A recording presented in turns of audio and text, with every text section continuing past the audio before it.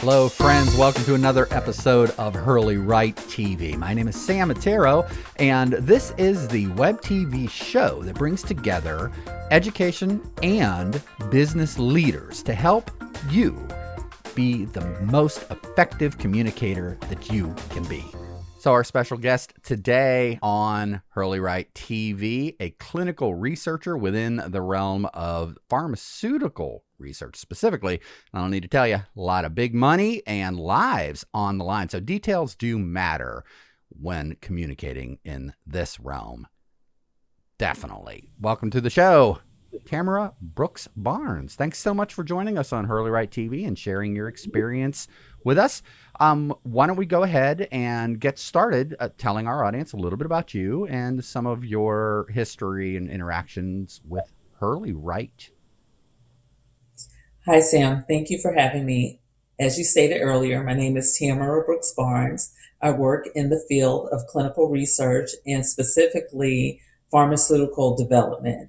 So, what I do on a day to day basis is I work on clinical trials that develop drugs that we all need to live and have a more productive life. Specifically, I have worked in the area of oncology most of my career. Email is our lifeline. We use it on a regular basis to communicate either with a sponsor, which would be like your Pfizer's or your Moderna's or your Johnson and Johnson's. Those are sponsors. Often in the area of CROs, which is clinical research organizations, we oversee clinical trials for the sponsors. Under that umbrella also falls our patients as well as our investigator sites. Communication is key because we have to communicate quickly, we have to communicate effectively, and we have to communicate sometimes spontaneously about situations concerning the lives of our patients. Well, tell us a little bit about how you came across Hurley Right and your experience with them. My experience with them goes back quite a few years. Dr. Hurley was actually my professor during my undergraduate years at the University of North Carolina at Wilmington. And she was my technical and professional writing professor for many of my courses. Working with her shifted the dynamics of how I write, how I communicate, how I give out those day-to-day nuances that we need in our industry.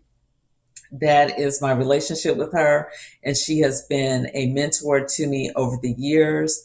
And I always reach out to her when I need to get specific information or I would like her input on professional writing. Outstanding. Well, you and I had a pretty vibrant conversation offline about a week or so ago. Got to know each other a little bit, and we settled in on, I believe, 5 different pain points that we like to call them in the industry. Bottlenecks, places where people get kind of choked up in their communications. And that's what the show is all about, is to help people identify those points and overcome them. So we're going to start off by talking about everybody's favorite subject, of course, social media, minding the tone of your social media. Why is that so important? And tell us how you came to that conclusion. What I have noticed as a user of social media is that oftentimes the tone is misconstrued or misunderstood. And sometimes what I have discovered is that it's really important to use your words carefully. It's important to make sure that because you can't speak a lot of times face to face and you're putting things into words, you have to select words carefully that don't necessarily convey your mood or don't necessarily convey maybe your opinion. That comes across in words. So word choice is really important when you're putting something out there on social media. Especially when you're talking about within the professional realm. I mean, it's very different if you're out there posting pictures from the family gathering over the weekend, right? But when you're reaching out on a forum like LinkedIn and you're trying to reach other professionals, you need to be aware of these possible tripping points, yes? In my career, I have had instances where I've opened emails from people, and the tone, I wasn't sure about the messaging. I wasn't sure about if they were upset or if they were being matter of fact. And I think one of the ways that you can kind of overcome that is you always put in an email, open with a greeting, like, I hope you're doing well today, or I hope this email finds you doing okay, or something like that. Even if it's something personal, maybe that they shared with you, like, hey, I hope the baby is doing much better today. I hope you were able to get some sleep last night. So you can personalize it in a way that will allow people to recognize that you see their humanity.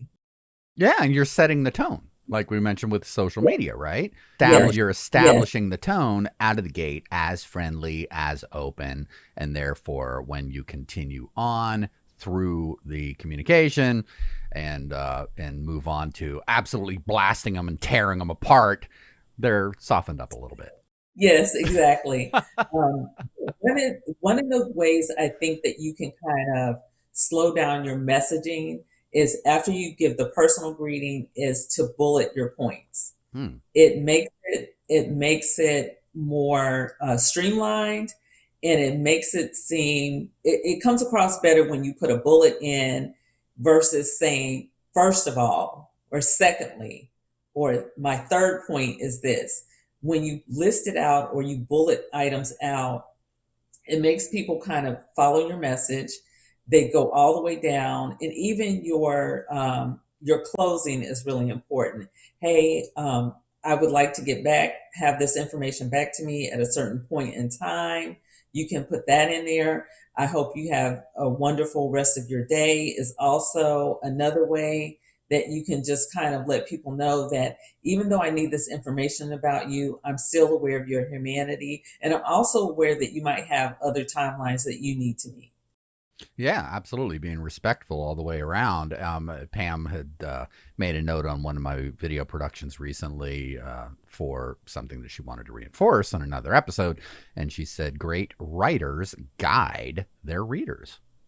Yes, I think So, it's really important because even though it's business, you're telling a story, and you have to be aware of who your audience is and what message they are seeking from you when they read your emails. So knowing your audience is key.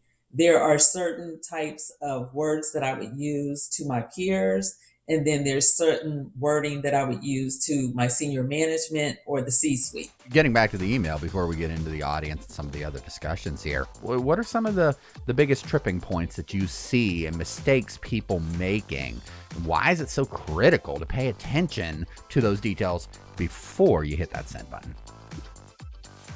I would say the first thing is make sure that everyone that you're sending or intending to send the email to are the persons who are on the actual send or the CC line, or even the blind carbon copy line, which is the BCC line. That's really important because you can send out very private information that is not necessarily intended for different persons. So that's really key. Not only check it once, but check it twice and check it 3 times. Check your subject line. Make sure you always include a subject line. One thing that I have done in this industry is that sometimes there are things that are really urgent. So it's important to put at the beginning of your subject line either please read immediately or urgent request or something that will make it stand out to the recipient. And that's really key as well. The next thing that I would do is I would definitely make sure that all the key information is clear and concise so that your reader, who will probably have very short timelines or very short turnaround times in our industry, that they can get the message, they can get it clearly, and they can make sure that they give you what you need. So you're giving them something and they are responding in return and in kind. The third thing is always check your attachments. You definitely don't want to send um, a personal photo, or you don't want to send Yeah. proprietary information or anything that you don't want to go outside of a certain group of people. So attachments are very important, and you must be aware at all times do what you're doing before you hit the send button. The other thing that I would actually say about emails is emails are time and date stamped, and they are kept forever in the electronic world. And so many companies now keep them in the cloud. All right, that's a great place to pause and take a moment for a learning moment with the experts at hurleywrite.com. First up, MJ Hurley, thanks so much for joining us today. My pleasure, Sam. I appreciate you having us. Yeah, hey, talk to us about the frequency that you run into this problem. Why is it such a common pain point?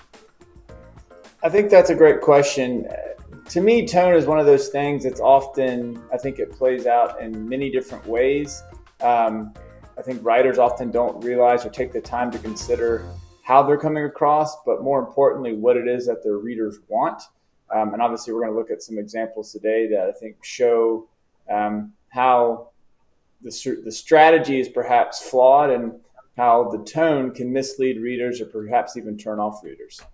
And one of the things that our guest brought up, Tamara brought up, was the really striving to maintain a neutral tone so as to be able to minimize the possibility that you're going to turn off portions of your audience right out of the gate.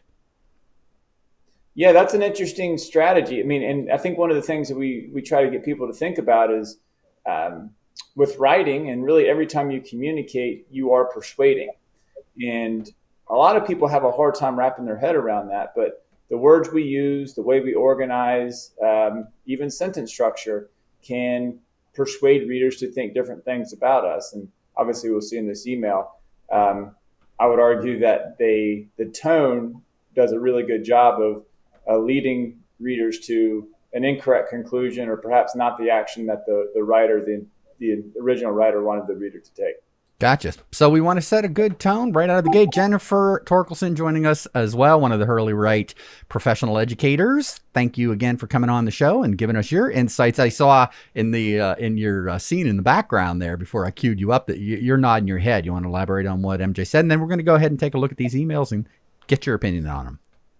Yeah, sure. No, I think that tone is notoriously difficult to convey in writing. And I think that's why lexical precision is of utmost importance when you are drafting anything, whether that's an email or a longer document.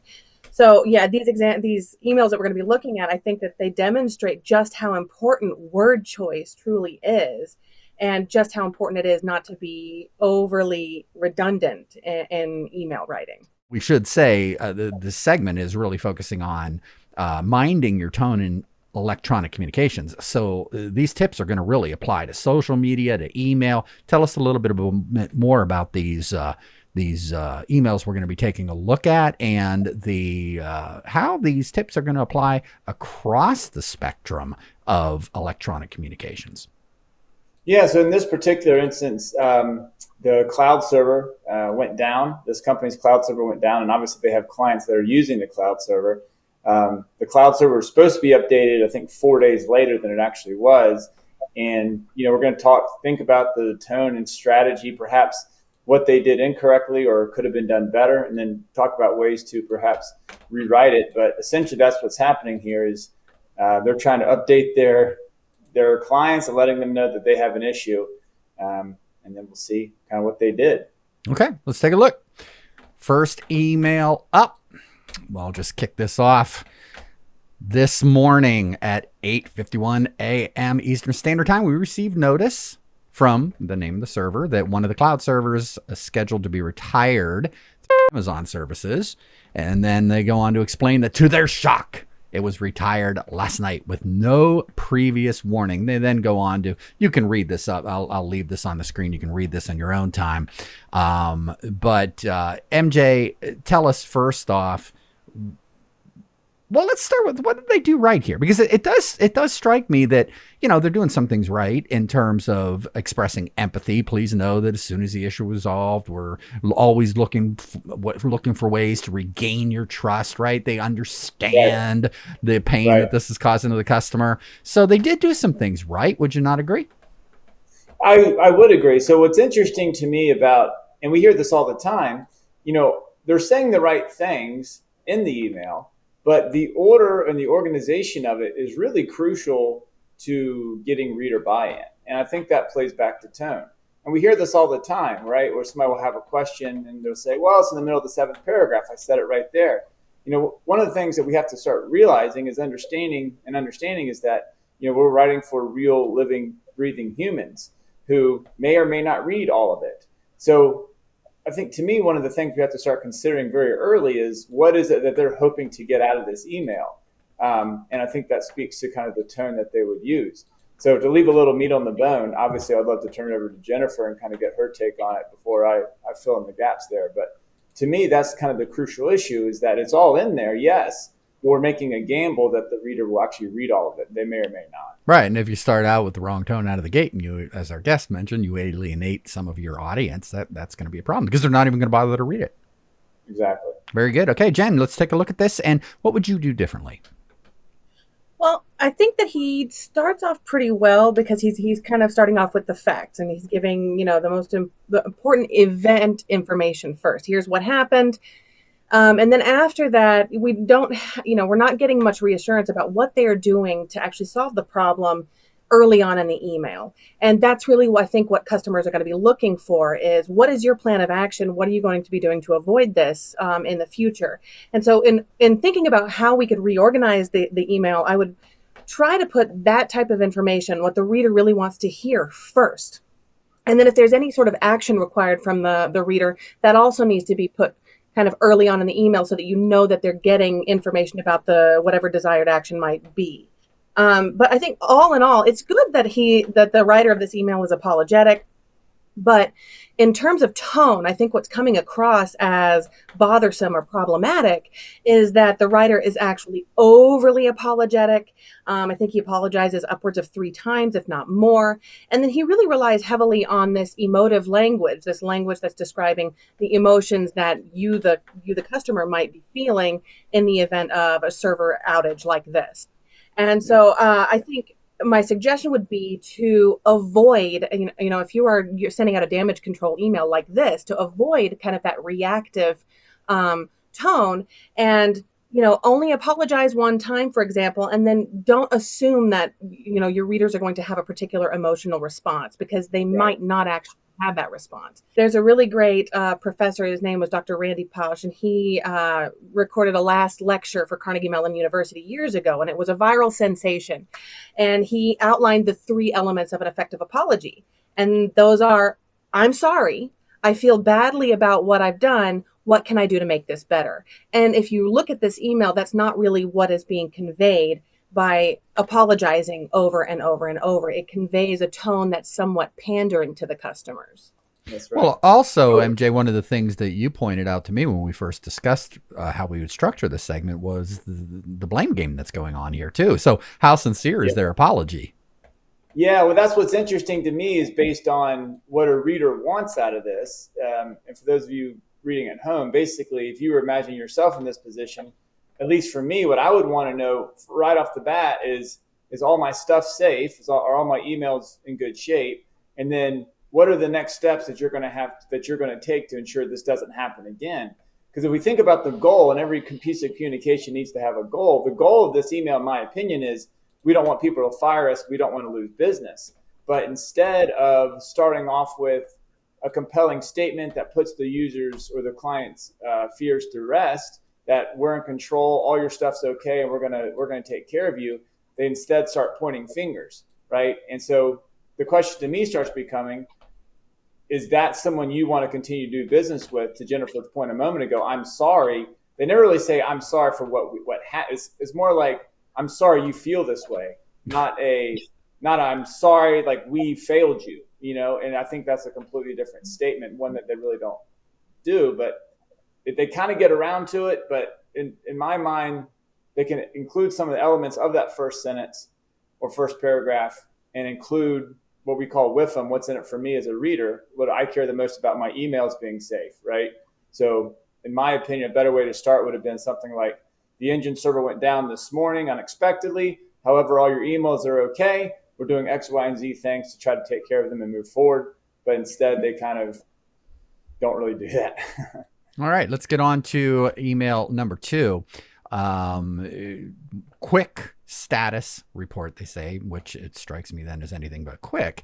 I just wanted to give you a quick in progress update of our team's efforts to battle this. There's that word again, this morning server issue. And then he goes on, one of the things that I noticed right away, he's given a lot of technical information that, quite frankly, I think your average person that uses uses web server emails really isn't going to care what the name server is on their box, right? So, I mean, just from an IT standpoint, in my background, that's too much information. So, what would you do different with this one, Jen? Well, I like that the writer here has used the bulleted list to kind of tell the customers, here's what's working and here's what isn't. But yeah, as you've mentioned, it might be too much technical information, because what do consumers or customers care about? They really care the most about the functionality, right? What is functioning and what isn't. And so I think that automatically I would kind of cut down this bulleted point section and to just say, okay, this is what's working right now. This is what isn't. And here's the timeline for moving forward to getting the rest of our functionality restored.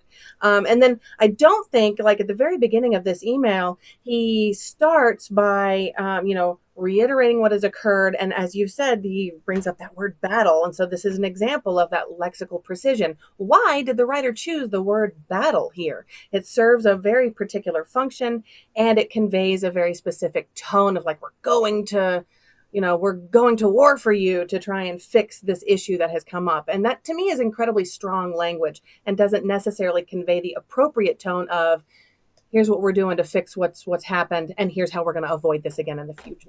Fabulous. So that's definitely something that I might change. Absolutely. MJ, thoughts on this? Yeah, I agree with everything she said. And even if we go back to the other email, they used something in that second sentence, to our shock. And I think that was the lexical precision. I mean, that was a decision, right, to try to get readers to agree to something. But yeah, the battle stood out to me. I also love this first sentence. I just wanted to give you a quick in-progress update to our team's efforts to battle this morning server issue and put Group back to 100% functional.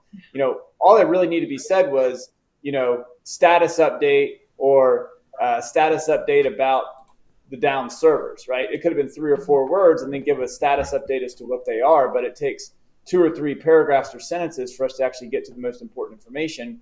And to Jen's point, we should probably be breaking this out into different headings and subheadings. Here's what's working. Here's what's not.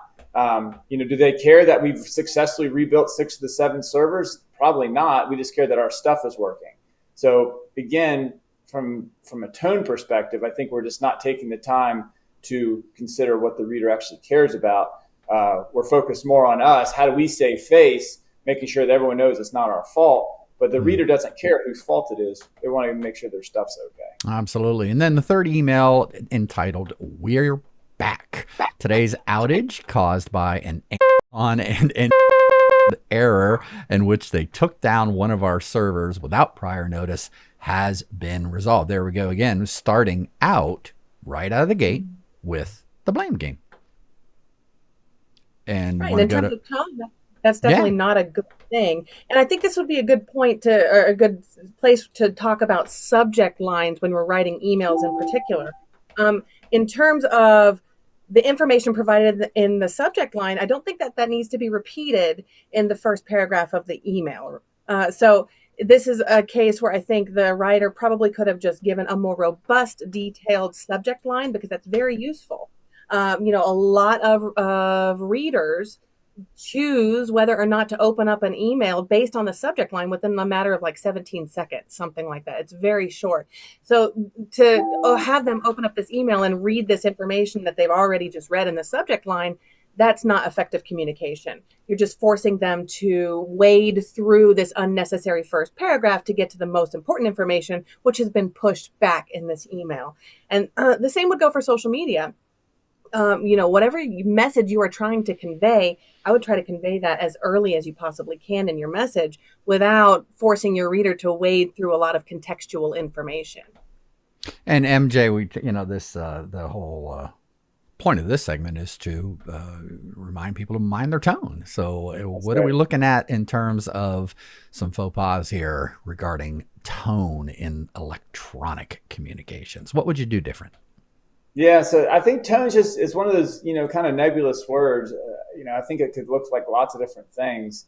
I think for this, the tone is, again, that they're trying to save face. They're not focused on the reader, they're focused on themselves. And so it really comes off as, please understand that we are not the ones at fault. We're victims here just like you. But, to kind of what Jennifer said, pretty much they've repeated email one all over again, right? We start off with, oh, and by the way, let's start off, Amazon and this other company, they're the issue. And then we finally get some mention of what we're going to do in the future to make sure this hasn't happened again, right? And then the second half of the email is just pretty much dedicated to apologizing.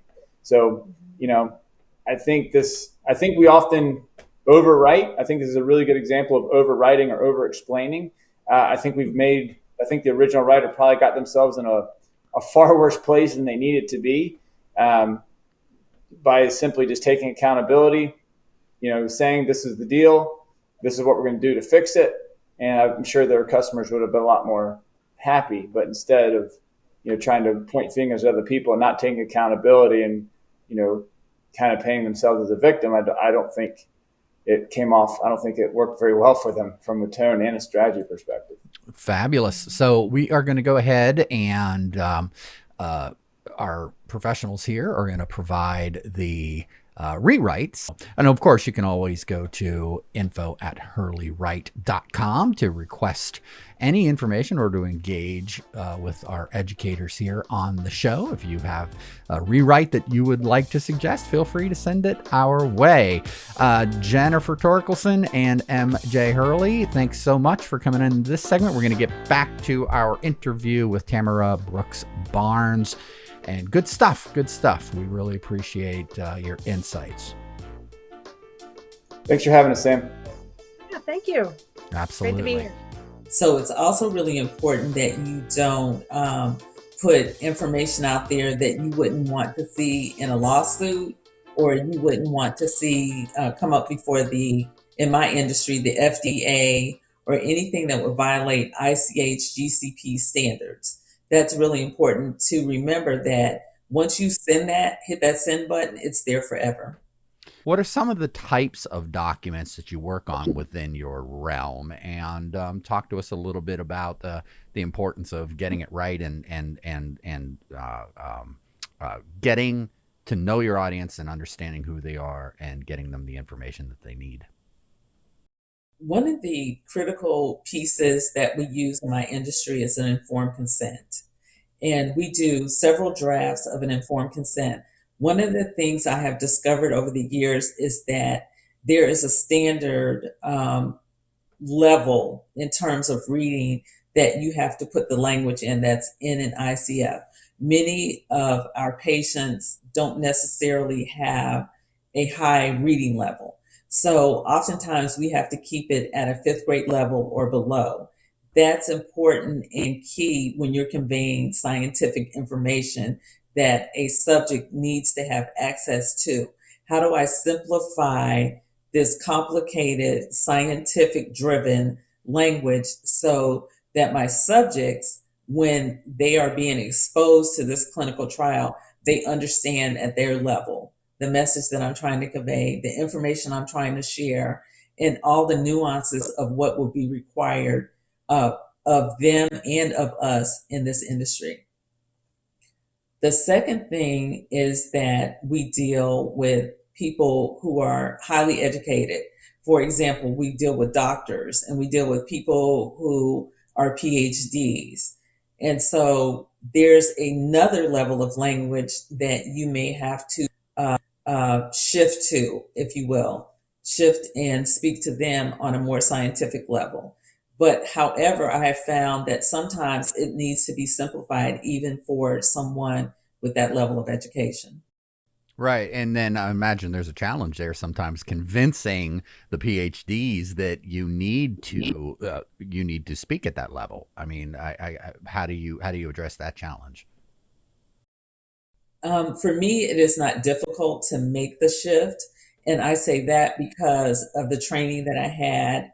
My very foundation working with Hurley Wright, that was something that was emphasized by Dr. Pam Hurley, to understand and know your audience. And based on how they correspond with me, oftentimes leads me as a writer to be able to convey a message to them.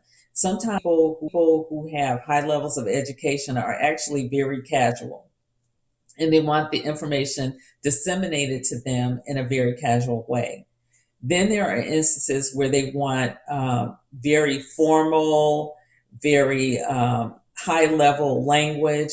And I also know how to shift into that stratosphere as well. So for me, it comes down to my foundational training and the experiences I had as an undergrad student.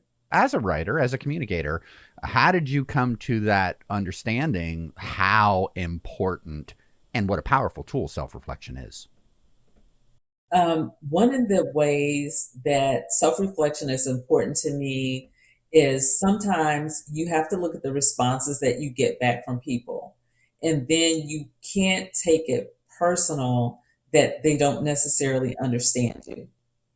You have to ask yourself, how can I help them understand the message that I'm trying to convey? And sometimes you have to revisit your language. Is it my tone? Did I not provide enough information? Was I not concise enough? Or was I too wordy?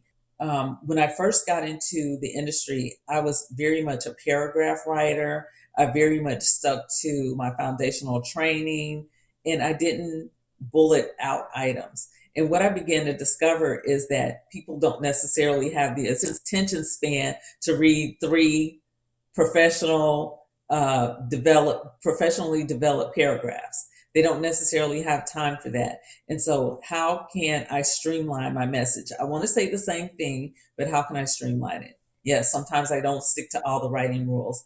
But however, it's understanding and knowing my audience and those that I need to work with for them to not feel frustrated in my messaging, for them to feel like I'm supporting them in getting their job done and done quickly and easily and effectively.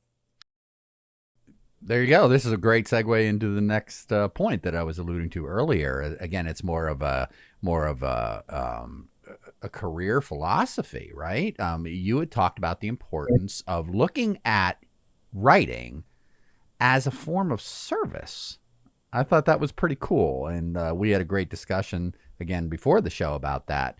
Let's leave our audience with that: the importance of utilizing your communication style and your particular personal approach as a way to serve humanity. I thought that was beautiful. So let's leave our show with that. For me, writing is a form of service. How I came to that philosophy over time professionally is I began to see how my writing serves others. It helps them in their day to day responsibilities. It helps them to have a much better day when I communicate effectively. It also has helped me. It minimizes stress in a definitely stressful field is one of the things that I discovered. And anytime you can reduce stress for professionals, it is a form of service.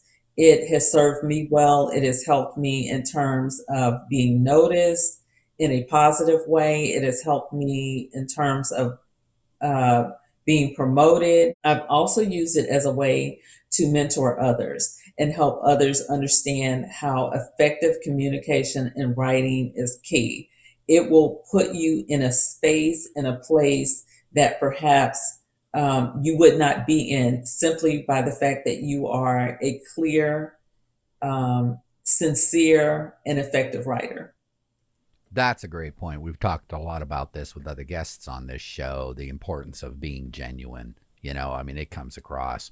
And I mean, let's face it, we talk a lot about our guests here and us as professionals in the realm of business and education, and our pain points and how to overcome them, right?